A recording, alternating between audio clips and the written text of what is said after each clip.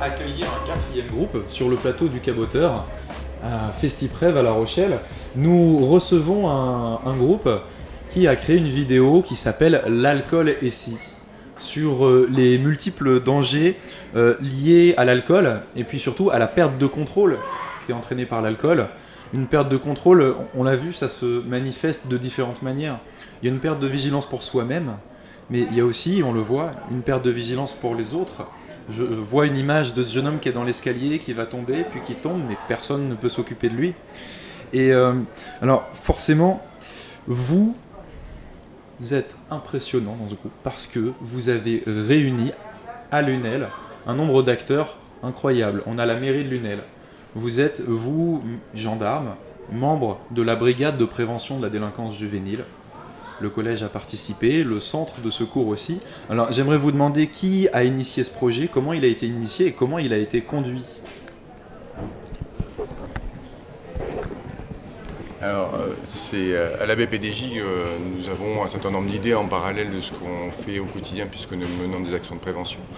Mais depuis 5 ans, on essaie d'agrémenter nos préventions avec des spots de prévention. Et on a eu cette idée de travailler sur la thématique de l'alcool, puisque c'est un petit peu ce qui manquait à notre arc.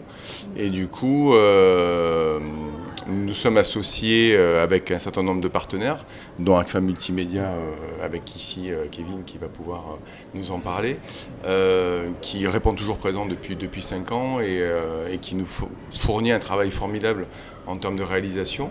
Et puis après, c'est à nous à trouver la ressource en plus, c'est-à-dire les acteurs, en tapant à la porte des établissements scolaires, que ce soit collège, lycée, ou cette année on vient de travailler avec des écoles élémentaires sur différentes thématiques qui nous touchent tous, qui font partie de notre quotidien. Et du coup, on arrive à avoir des choses qui sont abouties, qui suscitent de l'intérêt et de la réflexion, parce que notre but à nous, c'est ça, c'est de susciter de la réflexion et pour changer les choses, et c'est changer les choses.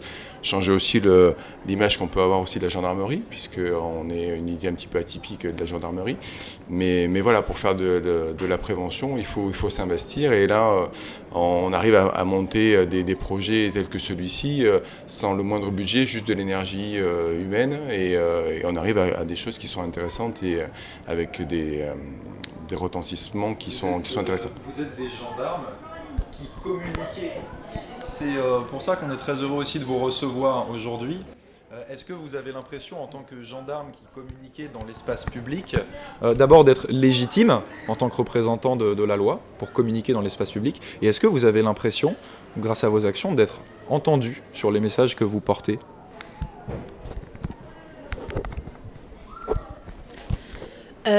Oui, bien sûr. Alors pour nous, la prévention, c'est essentiel. C'est vrai que souvent, les gens voient la gendarmerie comme plutôt des agents de répression. Mais je crois qu'on est tous des acteurs de prévention. C'est important de parler de prévention, justement pour ne pas en arriver à la répression et pour faire en sorte que les gens fassent attention à eux, et notamment les jeunes, notamment en matière d'alcool. Cette fois-ci, moi je crois qu'on va parler un peu du projet parce que quand même c'est de la folie. Quand on a lancé le film, en fait, on se dit, on s'en est envoyé quelques-uns. On s'est dit, ça y est, c'est un film comme d'habitude, ça commence, c'est des jeunes qui se regroupent, machin et tout ça. Je me suis dit, ça va être long.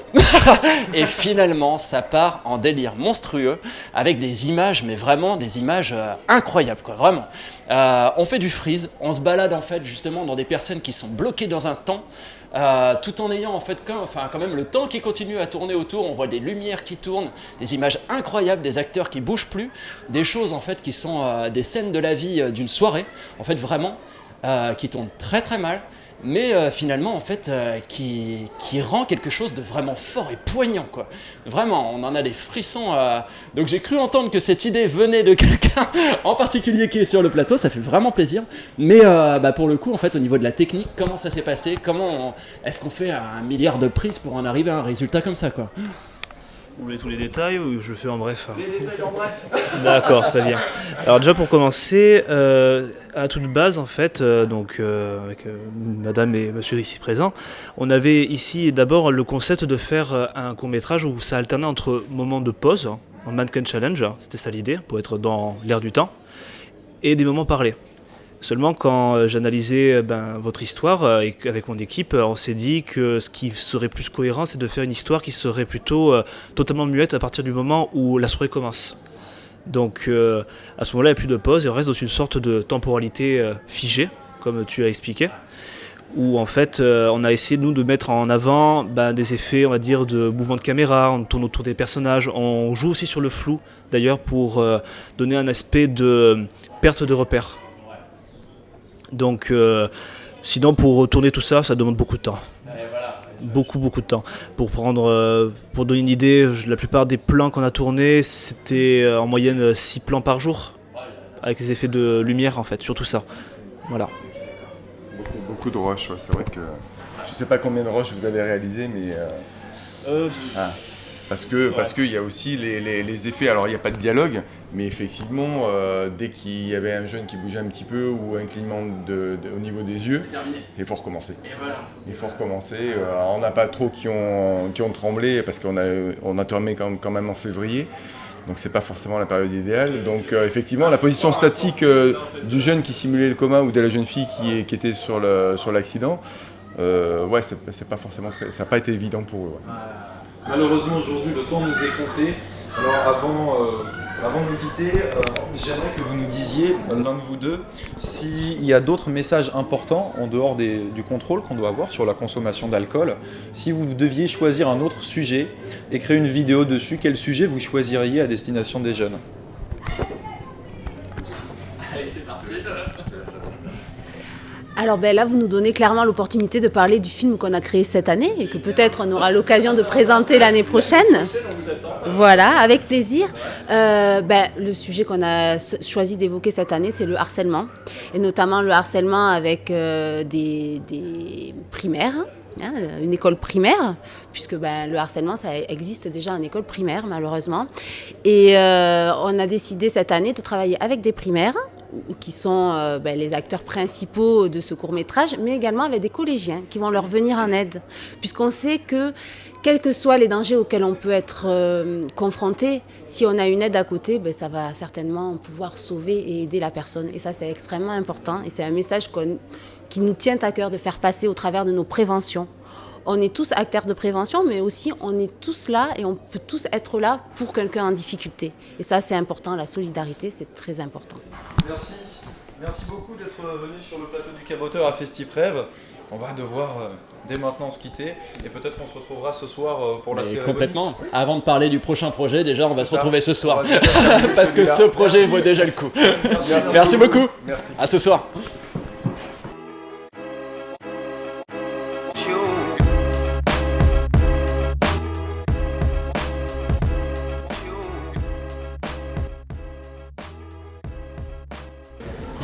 On est chaud. Allez, bienvenue. Parole d'engagement, bienvenue sur le plateau du Caboteur. C'est un choix audacieux, ce que vous présentez comme vidéo à FestiPrève, parce que c'est du témoignage, le témoignage de 3 d'entre vous, de Nolwenn, de Lys, je le prononce bien ? Oui. Et puis de Vincent. Vous avez voulu tous les 3 parler de problématiques qui sont, alors pour tous les 3, la transphobie et puis les droits des LGBT. Et puis pour certains, le harcèlement. J'aimerais m'adresser en premier à Nolwenn, parce qu'il y a quelque chose qui m'a marqué dans ton témoignage. Tu dis à plusieurs fois que l'engagement pour toi, c'est la volonté d'aider les autres. Alors je voulais te demander si on s'engageait vraiment pour les autres ou si on ne s'engageait pas avant tout pour soi. Je pense que si on s'engage d'abord pour nous, c'est un peu égoïste parce que j'ai toujours considéré que l'engagement, c'était avant tout pour les autres et pas pour nous personnellement. Tu parles à plusieurs moments de tes engagements. Est-ce que tu peux en décrire un ? Il y a pas longtemps, j'ai fait la course contre la faim, donc j'ai pas rapporté énormément d'argent, mais déjà un petit peu et ça aide beaucoup. Puis après, dès que je peux, je viens aider. Là, par exemple, pour ce film, on m'a proposé de venir aider, donc je suis venue et j'essaie de faire ce que je peux. Il y a autre chose qui me marque dans ton témoignage, c'est quand tu dis « Je m'engagerai plus quand j'aurai le temps ». Qu'est-ce qui empêche d'avoir le temps de s'engager ? Disons que pour s'engager vraiment à fond, on a forcément besoin de temps. Et en ce moment, entre les cours, mes activités, je fais énormément de théâtre, de la danse. Donc c'est vrai que c'est compliqué d'avoir du temps. Déjà engagé ailleurs en fait, pour plein d'autres choses quoi. Oui. Ouais. Moi pour le coup en fait, en ayant vu votre projet, ce qui me plaît énormément, c'est que vous êtes des gens en fait qui s'autorisent à être heureux. Et ça c'est quand même important dans une vie aujourd'hui où c'est chaud quoi en fait, où on est regardé par tout le monde. C'est ce que tu dis dans ta vidéo en fait. Tu vas avec une de tes professeurs, vous aviez eu en fait le discours en fait, et vous vous étiez mise à pleurer parce que c'était tellement puissant en fait la personne qui assumait enfin ses choix quoi. Et c'est vrai qu'aujourd'hui en fait c'est très très difficile. Et félicitations en fait vraiment pour se lancer quoi, parce que c'est pas donné à tout le monde et il en faut, il en faut vraiment. Pour ce petit court-métrage, comment ça s'est passé? Ça vient d'où en fait le scénario? Est-ce que vous avez écrit en fait ça entre vous? Comment ça s'est passé? Est-ce que c'était du direct? On s'est dit on prend une caméra et c'est parti. Du coup, il n'y a pas de scénario. C'est un soir en fait qui est rentré à la maison et elle me fait je veux faire un film. Et du coup, j'ai fait ouais, si tu veux. Mais on n'avait pas beaucoup de temps en fait, on était vraiment très restreints, il me restait même pas un mois et du coup j'ai fait ok mais je veux bien faire un truc genre style documentaire, témoignage et du coup c'est parti comme ça.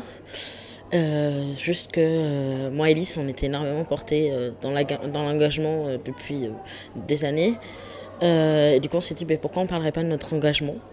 Alors moi je devais passer dans le film, mais en fait j'ai pas du tout aimé ma tête, j'ai pas du tout aimé ma voix, alors du coup je me suis pas mis dedans. Et voilà, donc du coup, tu rajoutes quelque chose ? Juste pour ajouter un point, en fait, non, on n'a pas du tout rédigé le truc. Le seul truc qui ont été rédigés mais qu'on n'a pas entendu, c'est des questions, histoire de pouvoir guider un petit peu les réponses éventuellement. Mais c'est la seule chose qui a été rédigée. D'accord. Lys, pendant que tu tiens le micro, je voudrais te dire que ton témoignage m'a touché. Parce que moi, j'ai ressenti de ta part beaucoup d'enthousiasme quand tu racontes aujourd'hui, quand tu fais le constat aujourd'hui d'une transition pour devenir une fille aux yeux de la société. Et moi, j'ai eu l'impression presque d'une libération. Est-ce que tu peux nous en dire un peu plus ? En fait, c'est une forme de libération parce que c'est pas le cas de toutes les personnes trans, mais dans mon cas, mon corps me posait vraiment beaucoup de problèmes. J'ai beaucoup souffert. J'ai souffert aussi de la transphobie et lorsque j'ai enfin pu être perçue de manière régulière comme étant une femme, c'est juste une vie totalement différente qui s'est offerte à moi. Et puis en plus avec ma transition s'est accompagnée de mon engagement et les deux ensemble m'ont vraiment permis d'évoluer vers plus de confiance en moi, plus des connexions, plus de connexions avec les personnes qui m'entourent, ce genre de choses et du coup ça a révolutionné ma vie. Est-ce que ce court-métrage, en fait, pour le coup, est intéressant aujourd'hui, justement, pour pouvoir connecter avec des personnes qui y croient aussi, quelque part, en fait, des personnes qui se demandent, qui savent pas trop, en fait, s'ils ont envie, en fait, de se lancer, en fait, de se dire que c'est parti, allez, je me lance aux yeux de tout le monde. Et est-ce que, vu dans un collège, en fait, ce court-métrage peut être vraiment intéressant, en fait, pour une population beaucoup plus large, en fait? Je pense que oui, à voir. Jamais un film parlant de transphobie passera à l'éducation nationale. Je travaille pour l'éducation nationale, je suis professeure. La transphobie, la transidentité, tout ça, c'est tabou. Faut pas en parler aux élèves, faut pas montrer que ça existe, parce que ça pose problème. Okay. Voilà. Alors j'en profite parce que je voudrais rebondir sur la vision de la société et donner la parole à Vincent. Vincent, tu dis que toi, ce que tu veux, c'est aider les personnes harcelées et aider la société dans son ensemble. Parlons de la société et parlons de ce qui ne va pas, d'après vous, dans la société. Tu as aussi un engagement sur le harcèlement. Alors, ma question, c'est la suivante, c'est pourquoi les gens harcèlent au collège ? Alors, je me suis beaucoup posé la question, c'est vrai. Je pense que c'est pour se protéger. Parce que quand on arrive au collège, moi personnellement, on m'a tout de suite dit, ma mère m'a tout de suite mis en garde, elle m'a dit fais attention, t'habilles pas comme ça, fais pas ci, fais pas ça, soit rentre dans le moule parce que tu vas te faire harceler. Et moi je me dis, si tous les parents ont dit ça à leurs enfants, les enfants ils vont faire quoi ? ils vont se dire il faut que je montre que je suis fort. Les garçons par exemple, ils vont se dire il faut que je montre que je suis un homme, que je suis viril, que je suis vraiment le cliché. Et ils vont commencer à se dire faut que je montre que je suis supérieur à telle personne parce que telle personne elle a l'air faible, alors je vais m'acharner sur lui pour pas justement que on s'acharne sur cette personne. Je pense que ça part tout de suite de là et qu'il y a des groupes qui se forment, ils se sentent plus forts ensemble. Alors ils se rendent pas forcément compte qu'ils font du mal. Je pense que c'est avant tout une protection et que ça devient du harcèlement par la suite.